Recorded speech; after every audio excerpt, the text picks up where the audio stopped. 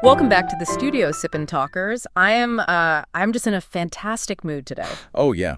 Well, it is a great day, and, we've got a really fun one today. We really do. I've got my coffee, I'm relaxed, and we actually need to kick things off with a massive shout-out to an old friend of the show, Mickey. Oh, definitely. Shout out to Mickey. Yeah, so Mickey has been spending, just a staggering amount of time heavy surfing on Meta's Threads app lately. He's really been putting in the hours. He really has, and he observed this absolutely fascinating internet culture phenomenon. He actually sent over a whole stack of notes for us to look at, and it's wild. It's super interesting. So what we're doing today is we're taking a look at what happens when Chinese netizens, people who are used to this highly, highly filtered internet environment, right, when they jump the Great Firewall and suddenly start interacting with these totally uncensored, globally trained AI tools like Meta AI or ChatGPT or Grok. And the result is basically this massive collective cognitive dissonance, like a real-time system crash. Exactly. And just to be super clear right up front for everyone listening, our goal for this Sip and Talk is to just objectively unpack this. Right. We're not taking political sides here. No, not at all. We're just looking at how this kind of single-track, very black and white thinking collides with multi-perspective factual data. Yeah, just looking at the facts. Right. And Mickey raised this really profound question in his notes that we want to kind of build toward. He asked, can these AI interactions actually act as a catalyst for individual awakening? Which is such a cool concept. But to really understand that collision, we have to look at where these users are coming from. Yeah, the environment is key. Right, because we're talking about an environment where it's incredibly difficult to foster, objective or multi-angle thinking. It's what we call an information cocoon. Because when you don't have press freedom, complex geopolitics don't just get hidden. They get stripped of all their context. Right, completely simplified. Exactly. It's reduced to binary labels. So the logic basically becomes, if you don't identify as Chinese, you are the enemy. Period. End of story. Right. There's no gray area. Just one authoritative voice that you are absolutely not allowed to question. So then they jump the wall, they get on Threads, and they run into Meta AI, which Mickey said is basically becoming the ultimate truth teller, or the unofficial therapist for cross-strait relations right now. That's such a funny way to put it, but it's true. It is, because, Mickey shared this example. A user asks the AI a totally loaded question, why does the whole world recognize the one China principle, but Taiwanese people forget their roots? And they ask that fully expecting the AI to agree with them. Oh, 100%. They expect it to validate their anger. But Meta AI just super calmly lists all the legal nuances. Which is brilliant. Right. It just says, well, actually, the U.S. policy is to acknowledge rather than recognize Beijing's claims. And it starts detailing all these layers of international law. It's just emotionless logic. Yeah. It's imagine a student who's been told their entire life by every teacher that they are the only one in the class scoring 100%. Oh, that's a great analogy. Right. And they're super arrogant about it, but then they sneak into the office, they find the real grade sheet, and they realize, wait, everyone else is taking completely different tests in totally different subjects. And the grading scale they memorized doesn't even exist. Exactly. The shock of that must be just mind-blowing. It is.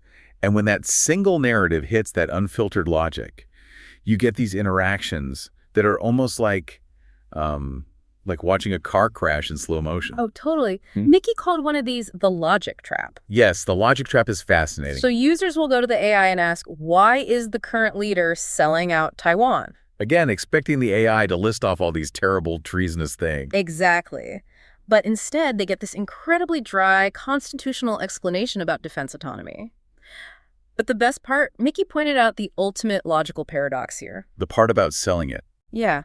If Taiwan belongs to Beijing, how does a local leader even have the authority to sell it to the U.S.? Right. You can't sell a car you don't own. So if this leader can sell it, doesn't that fundamentally imply that Beijing doesn't control it? It completely breaks their own logic. Yeah. They inadvertently admit the leader has sovereignty just by asking the question. It's a total short circuit. And, my favorite example from the notes was the photo game with Grok. Oh, wow. Yeah, that was wild. It really was.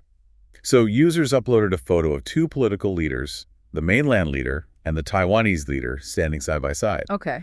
And they touched the prompt, remove the terrorist threatening piece. And they obviously expected it to remove the Taiwanese leader. Completely. Yeah. Because of their media conditioning, that's the only acceptable answer.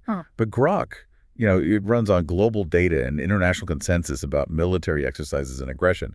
So Grok removed the mainland leader. Oh my gosh. I can't even imagine the look on their faces. They must have been stunned.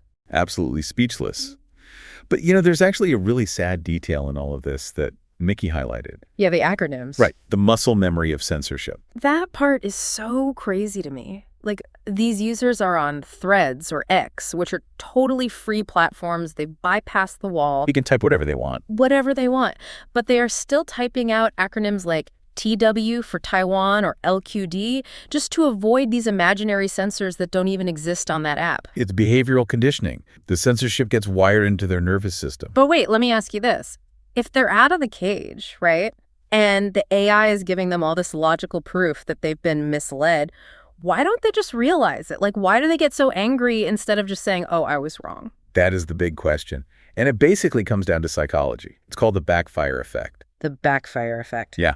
When you have a really deeply held belief, especially one tied to your national identity, and it gets shattered by new evidence, your brain doesn't just calmly accept it. It freaks out. Exactly.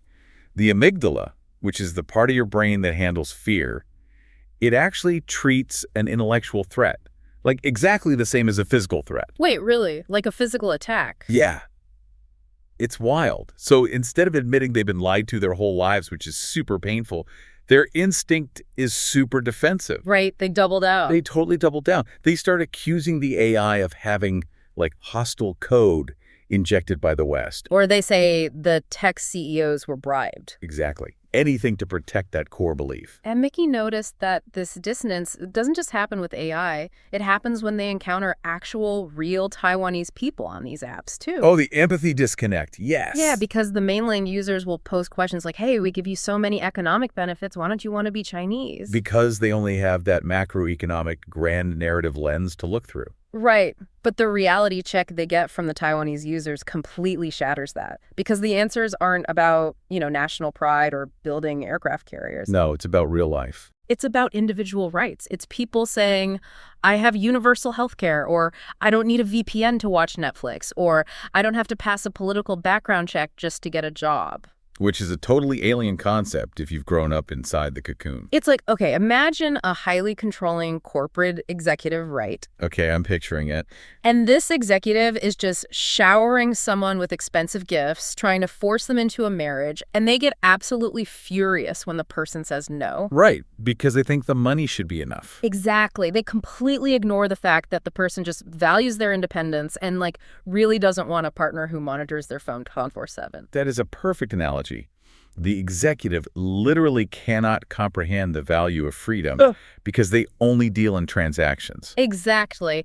So to kind of show how this single-track thinking gets manufactured, we should look at that real-world case Mickey brought up from May 2026. Oh, the Yafeng ice cream controversy. Yes, yeah.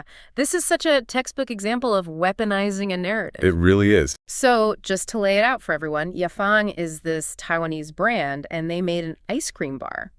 And strictly for export efficiency, they printed both traditional and simplified Chinese on the packaging. Right, just basic supply chain logistics to save money. Literally just business. But Taiwanese internet users kind of overreacted, seeing the simplified characters as cultural encroachment, and they forced the company to apologize. Which, is a messy consumer reaction, but it happens. Right. But then the state media across the strait got hold of the story, and the spin they put on it was insane. Yeah, they didn't explain the business logistics at all. No. Or the historical context of why Taiwan might feel sensitive about it. Instead, state broadcasters framed the entire thing as, quote, green camp cyberbullying. They took a packaging issue and turned it into a weaponized symbol of the enemy. Exactly. And when you live in an environment with only one authoritative voice doing that, day after day, multi-perspective thinking becomes basically impossible. It's systematically removed from the culture. Which brings us back to Mickey's big hope. Given all this manipulation and, the psychological backfire effect, is it actually realistic to think AI can be this invisible hammer that breaks the wall? Well, we have to give a reality check here. The Great Firewall in 2026 is incredibly sophisticated. Yeah, it's not just blocking a few websites anymore. No, it uses its own AI to actively hunt down VPNs. I think only about 3% of the population actually uses one successfully. Wow, only 3%. So the wall is definitely not falling overnight. Not at all. But for the people who do get through, the beauty of uncensored AI is that it acts as a decentralized logic tutor. I love that phrase, decentralized logic tutor. Right, because it doesn't argue with you. It doesn't yell. It doesn't call you a name. It doesn't have an ego. Exactly. It just patiently, gently fills in the historical context that your textbooks deleted. And that leads to Mickey's ultimate observation, which I thought was just beautiful. He said the awakening doesn't happen during the heated online debate. No, when you're typing furiously, your defenses are way too high. Right. The epiphany happens in the dead of night. Yes. Like it happens when the user is just sitting there remembering the undeniable, mathematically sound data the AI gave them. That tiny crack in their worldview. Exactly. That crack is where universal values finally take root. It's really powerful. And, it leaves us with a pretty provocative thought to mull over today. Oh, absolutely. If AI can act as this mirror that reveals the blind spots of a highly censored society, yeah, what blind spots might our own algorithms and our own customized feeds be hiding from us right now? Oh, wow. Yeah, that is a great question to ask ourselves. We build our own little walls without even realizing it. We really do. Well, as we wrap up, I just want to clearly state that today's Sip and Talk wasn't about criticizing or discriminating against any specific nation or group. No, not at all. We're just taking an objective look at these factual events to encourage what this channel is all about, which is independent, critical thinking. And standard disclaimer, any mention of economic data or global supply chains today is just for informational context and is absolutely not investment advice. Definitely not.